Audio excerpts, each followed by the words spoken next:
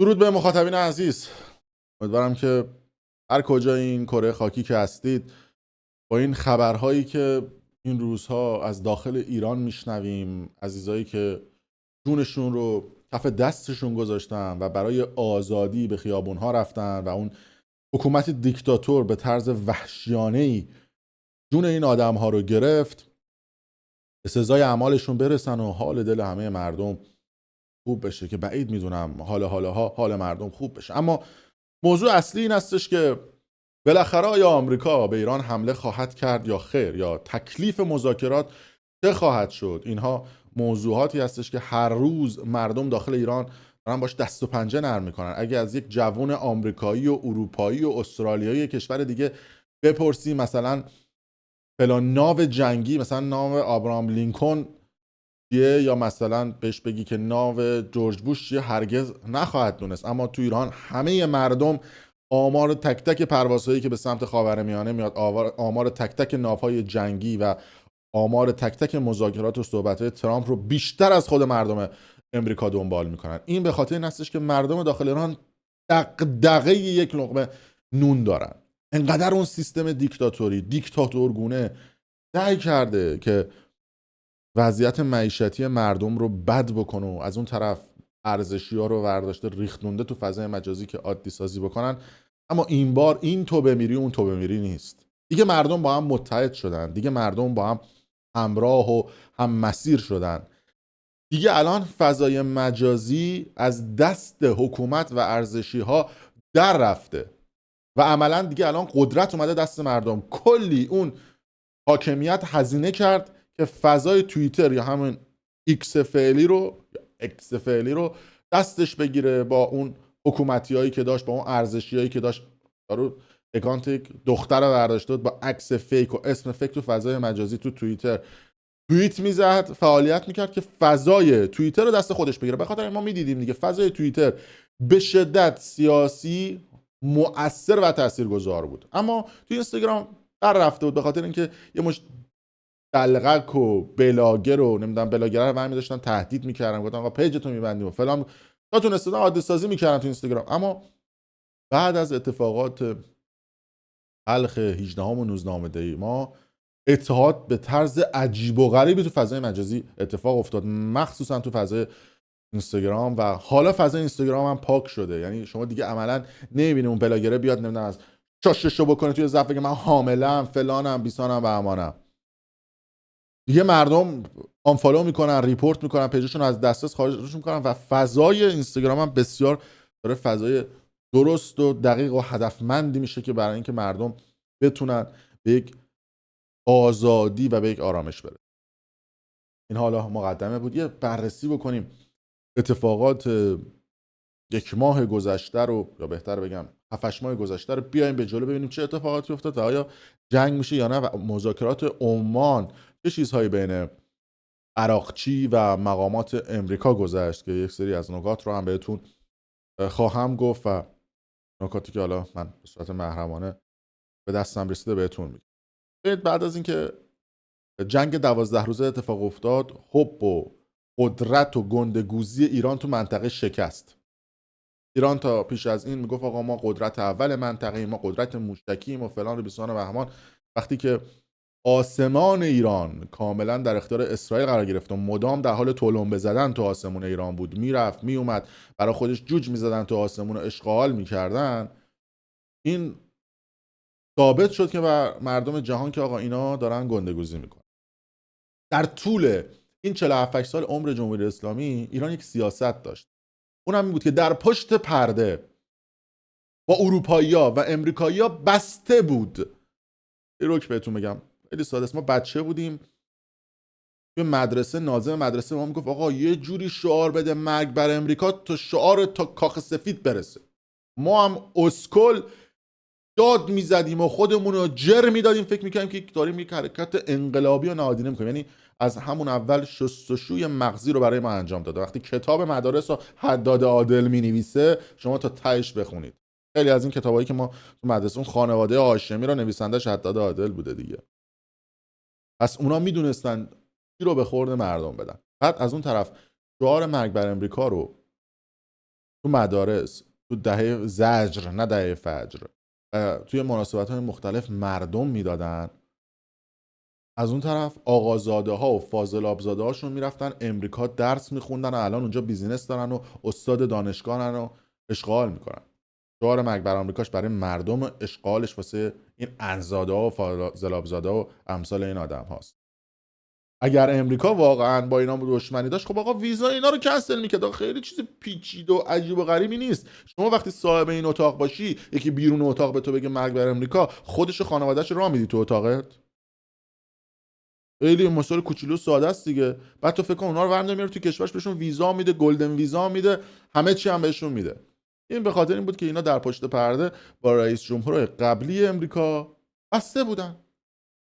گفتن آقا نفت میخوای بهت میدیم، پول میخوای بهت میدیم، فلانجا رو میخوای بهت میدیم، ناامنی تو منطقه برات ایجاد میکنیم که تو بری اسلحاتو بکنی تو پای عربستان و کشورهای حاشیه خلیج همیشه فارس، ناامنی تو ایجاد کن، فرو کردن تو پایین اون با ما. بعد بهشون هم آقا من به یه شرط بهت پول میدم. امریکا ایران اینجوری میگه آقا من به تو پول میدم اما اجازه بده من گندگوزی‌های خودمو بکنم، یعنی بیام جلوی دوربین بگم یه تاکتیکای ناشناخته‌ای داریم ما فلانیم. یعنی با این نگاه که بذار من توی رسانه‌های خودم گندگوزی بکنم، تو به من حمله نکن، از در پشت شما هر چی بخوای من از پشت بهت میدم، هر چی باشه. اونا قبول کرده بودن. رسید به ترامپ دیگه داداش املاکیه، یعنی کل نیویورک رو ساخته، خودش بیزینسمنه، خودش این کار است. مگه تو میتونی با ترامپ مذاکره بکنی بشینی امتیاز بگیری از اون آدم؟ اون نه تنها امتیاز از تو میگیره، از امتیاز از 7 جد آباد تو هم میگیره. ترامپ گفت آقا این صحبت‌ها رو با ما نکن، امتیازاتی که من میخوام باید بدی. ایران هم فکر میکرد که بله میتونه حالا این امتیازات رو بده و اینا 50 ساله دارن مذاکره میکنن، فکر میکنن مثلا لنگ این مذاکرات مسقطن، مذاکرات همین عمان یا مذاکرات بعدی هن. نه عزیز من، اینا هی به اسم مذاکره میشستن تو جلسه، خودکاره رو که میپیچوندن میبردن کبابر هم میزدن و میگفتن آقا امتیازه رو دادیم رفت. اما حالا چه اتفاقی افتاد؟ حالا رسیدیم به مذاکرات عمان. قبل از اینکه به مذاکرات عمان برسیم، ترامپ پلیتیک به ایران زد، یعنی یک سیاستی رو انجام داد. هلوش 3 هفته پیش گفت آقا من ناوهای جنگیمو دارم به سمت ایران میفرستم، زیر دریایامو دارم به سمت ایران میفرستم، دوخرساناش هم فرستاد، جنگنده‌هاش هم فرستاد، کلی نیرو هم دور تا دور ایران. بر همه واضح و مبرا بود، مبرم بودم، واضح بود، شفاف بود، فارسی رو بر همه واضح و شفاف بود که امریکا میخواد به ایران حمله بکنه. آسمان ایران رو هم خالی کردن. درست 5 دقیقه قبل از اینکه آمریکا به ایران حمله بکنه، همین 3-4 هفته پیش، یهو ترامپ اومد گفت نه برادرم خامنه ای این صحبت داد چیه، تشکر میکنم از خامنه ای، اعدام‌ها رو جلوش گرفت، حمله سرش گرده. همه جای دنیا گفتن که وای این چه دیلی کرد با این آخو، در صورتی که این به نظر من خفن‌ترین تکنیکی بود که امریکا تو این اتفاقات به کار برد. چطوری الان براتون بازش میکنم. پشت پردهش اینجا دیگه پشت پرده است. ببین وقتی که این اتفاق افتاد، تمام مقام‌های ارشد خونه‌هاشون رو تخلیه کردن، رفتن تو خونه‌های امن. تمام نیروهای نظامی در آماده باش کامل بودن، تمام موشک‌ها لانچراشون اومد بالا و آماده باش شدن و تمام اینها رو از بالا امریکا با تأسیسات و تکنولوژیایی که داشت رصد میکرد. آمریکا یک هواپیمایی رو داره که این هواپیماش میتونه شنود انجام بده. سال 2024 هم ساختتش. خطرناکترین هواپیمای جنگی دنیا، یه موشک هم شلیک نمیکنه. اما کارش چیه؟ کارش اینه که وقتی روشن میشه توی آسمون میره، تمام مکالمات رادیویی رو میتونه شنود بکنه، میتونه تمام جی پی اس ها رو از کار بندازه، میتونه تمام لانچرها رو اسکن بکنه. 20 متر اصلا لانچر رو ببر تو زمین، آماده شلیک باشه این میتونه اسکنش بکنه. تمام مخفیگاه ها، حتی شما با واکی تاکی صحبت بکنه، این واکی تاکی هست که میری باش ببینم جای مختلف کویر نوردی دختر بازی میکنی با این واکی تاکی ها کسی میاد، اونا رو هم شما روشن بکنی، اون هواپیما آمریکایی اونو هم شنود میکنه.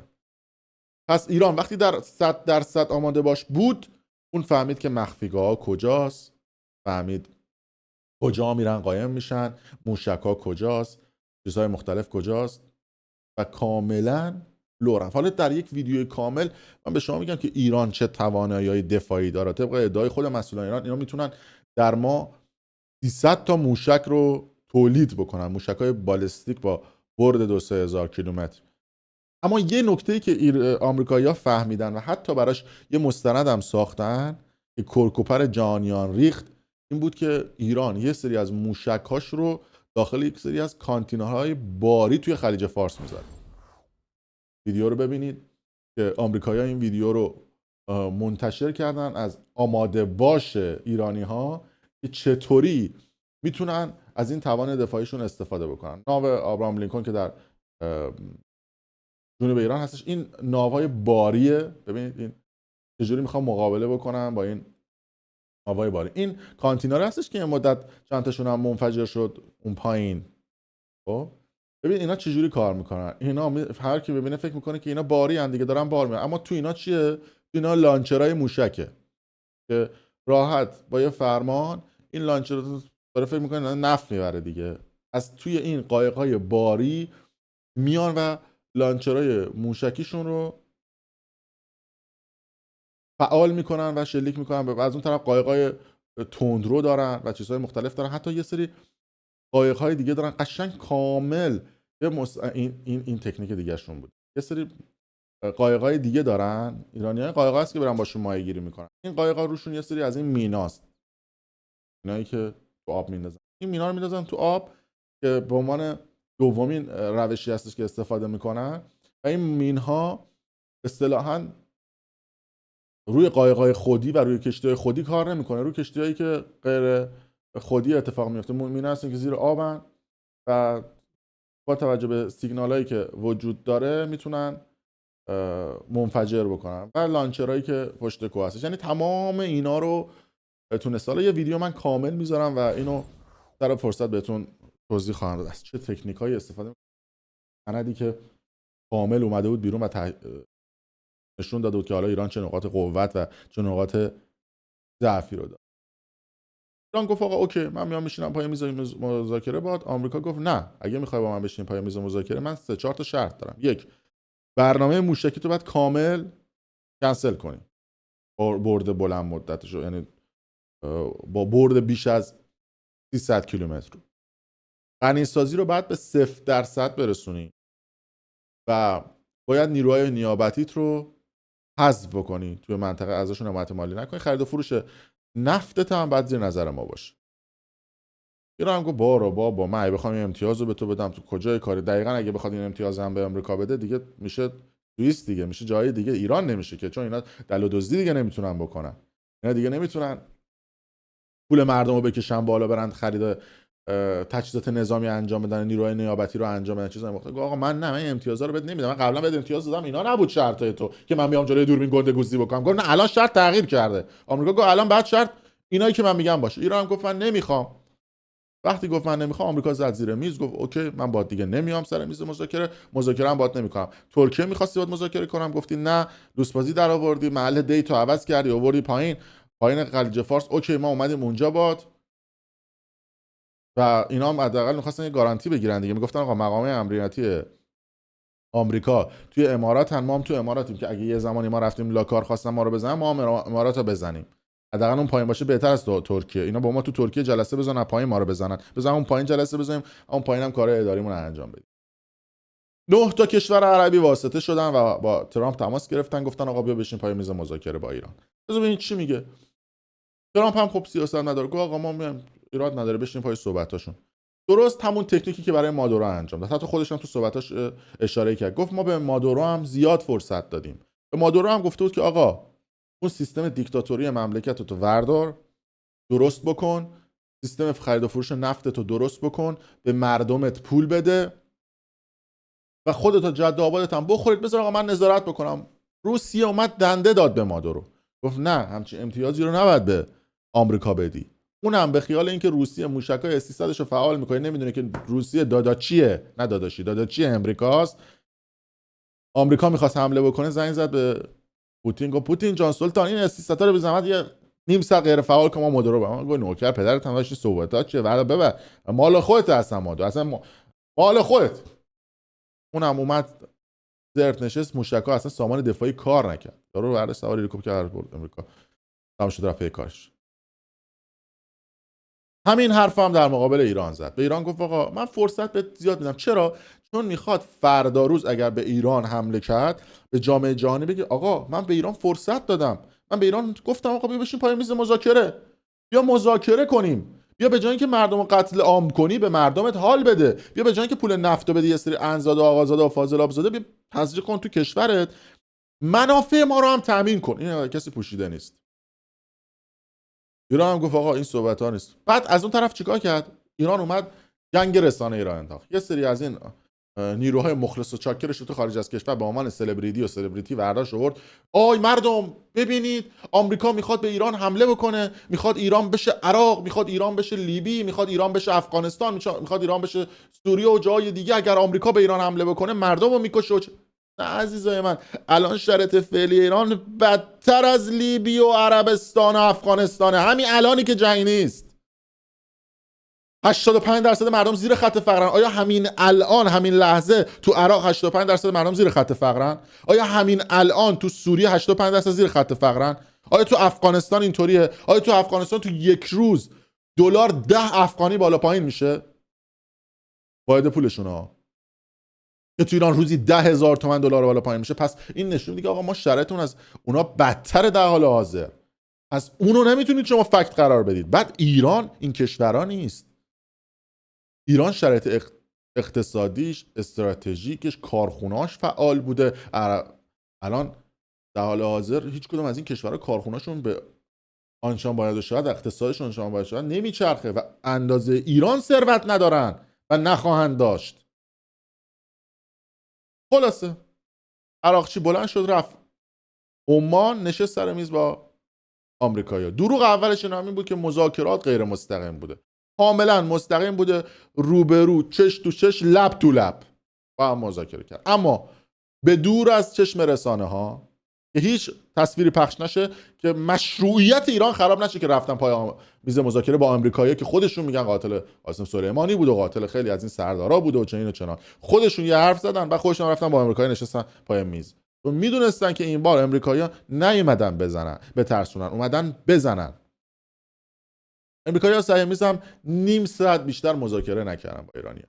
نه بیشتر نه کمتر. بقیه‌اش نشستن غذا خوردن و گفتن و شنفتن و خندیدن.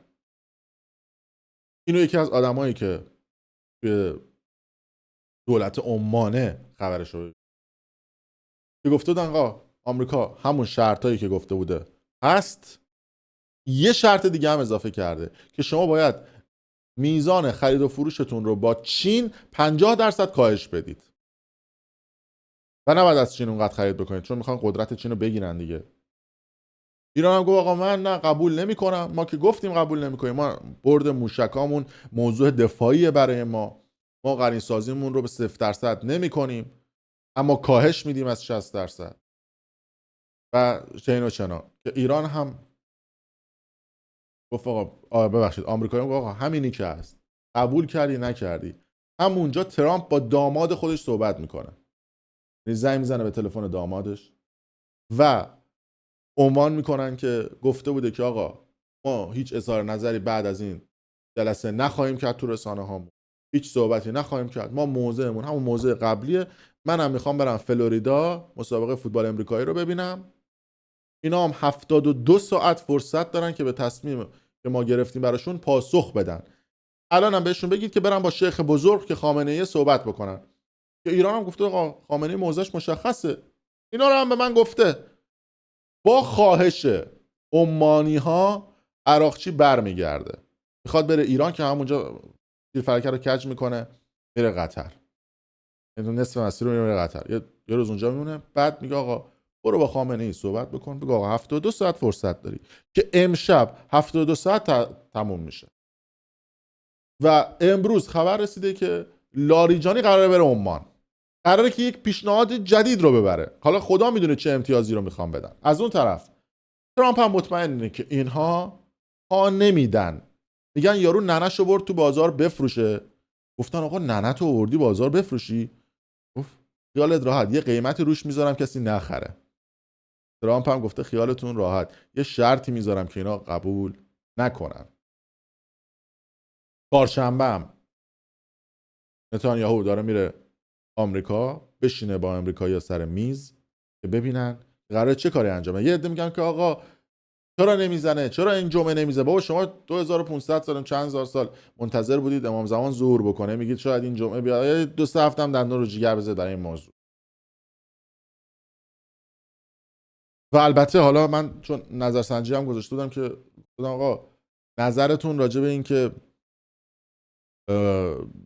دوست داره توافق بشه یا نشه، بیش از 80% تو 24 ساعت تو نظرسنجی که بالای 400 خورده هزار نفر بودن، اونم تو پیج من گفتم آقا ما مخالف اینیم که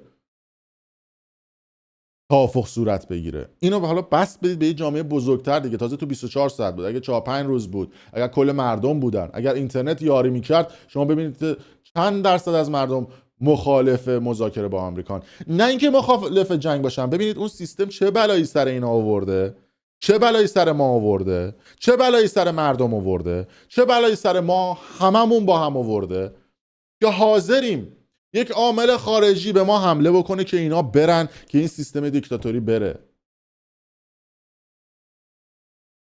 اینا همش به خاطر سیستم حکومتداری اشتباهی که داره اتفاق میفته. حالا اگر سوالتون اینه که آیا آمریکا با ایران جنگ خواهد کرد یا نه، با توضیحاتی که بهتون دادم خودتون به نتیجه خواهید رسید که آمریکا شرطی رو گذاشته برای ایران که ایران قبول نخواهد کرد. و این همه هواپیمای سوخرسان آورده داشت، نمیخواد که با نفت به ایران حمله بکنه که. بعد یه جوری هم میزنه که اینا نفهمید، یه هواپیما بلند میکنه کل سیستم جی پی اس ایران رو میخوابونه، اصلا تو نمیتونی موشک شلیک کنی که بخوای بزنی. ایرانی‌ها میگن آقا ما میزنیم ناو میزنیم، ناو غرق میکنیم فلان. حالا من بعدا یه ویدیو کامل از تکنیکایی که آمریکایی‌ها میتونن استفاده کنن و تکنیکی که ایرانی‌ها میتونن استفاده کنن، چیزی که معلومه. من ریدم تو اون تکنیکی که من بدونم، اون دیگه تکنیک نظامی نیست که، اون چیزایی که حالا مشخصه اومدن تو رسانه هاشون گفتن که باز این هم خودش میتونه یه بازی روانی باشه. وگرنه خیلی از چیزای محرمانه و توافقات محرمانه که اتفاق میفته هیچ کدوم از من و شما نمیفهمیم. مثل همه این توافقاتی که اتفاق افتاد، مثل زمانی که احمدی نژاد رفت تو عمان نشست سر میز با اوباما، چرا هیچ وقت نمیاد راجع به این قضیه صحبت بکنه؟ با هم دیدار کردن با اوباما. بعد مردم تو خیابون شعار مرگ بر شاه، میدونه مرگ بر شاه میگن، مرگ بر، آره دیگه میدادن دیگه، تو ایران مرگ بر شاه میدادن، مرگ بر آمریکا میدادن، درسته دیگه، همه ارزشی‌ها میدادن اینا. بعد آقازاده ها و فاضل آبزاده هاشون خودشون خارج از کشور بودن. اینه دو سیستم الان اون مملکت. رسانه هم دارن انداختن تو صدا و سیما، یه شستشوی مغزی دارن مردم میدن. حالا راجع اپستین و پرونده اون هم من تو ویدیو بعدی صحبت خواهم کرد، استوری گذاشتم و راجبشون خواهم گفت. دمتون گرم. خیلی دوست دارم که شما هم نظرتون رو بگید و زیر همین ویدیو برای من کامنت کنید. خیلی مخلصم.